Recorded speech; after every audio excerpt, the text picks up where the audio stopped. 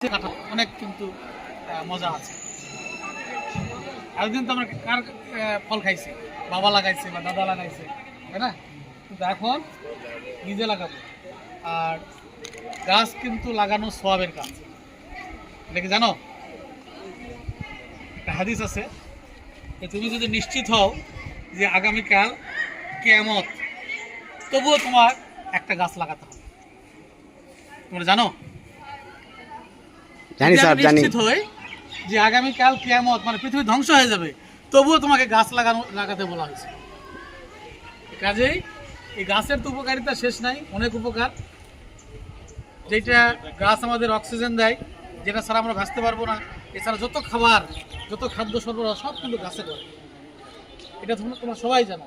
এছাড়া এই গাছ যখন বড় হবে এটা বিক্রি করে টাকাও পাওয়া যাবে। অনেক ব্যাপার আছে না, এর উপকারিতা শেষ নাই। এখন এই গাছ আমরা লাগাবো কিভাবে? বাসায় গিয়ে আমরা আগে একটা গর্ত করে ফেলবো, ঠিক আছে? একটু বড় করে গর্ত করব, করে যদি আমাদের ওই যে মাটিটা আছে, মাটিটা আমরা বাইরে সরায় রাখবো। আর যদি পাউস বা গোবর সার, বুঝছো তো, কম্পোস্ট সার যেটা, এগুলো কী করবো আমরা, যদি থাকে কারো, এগুলো আমরা নিচে দিব, দিয়ে আমরা গাছ লাগানোর পরে তারপরে চমৎকার করে মাটি দেবো। খুব খুব চাপা দেওয়ার দরকার নেই, মাটি দিয়ে আমরা অল্প কিছু পানি দেবো। মাঝে মধ্যে পানি দিলে কয়েকদিনের মধ্যে দেখা যাবে গাছটা লেগে গেছে। লেগে গেলে তোমার দায়িত্ব অনেকখানি কমে যাবে। আর বর্ষাকালে খুব তাড়াতাড়ি গাছ মানে ছেড়ে দিবে, ঠিক আছে?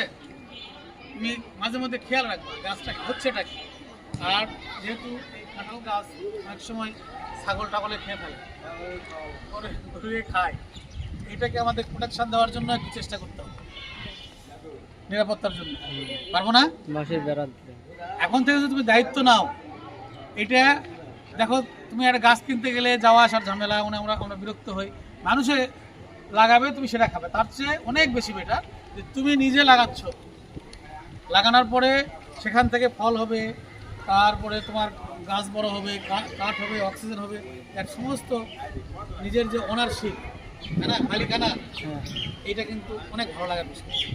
মন থেকে লাগাবা। এটা কিন্তু ওই সারা দিছে বিরক্ত হচ্ছে নাকি? না, এটা আমরা সবাই দায়িত্ব পালন করব।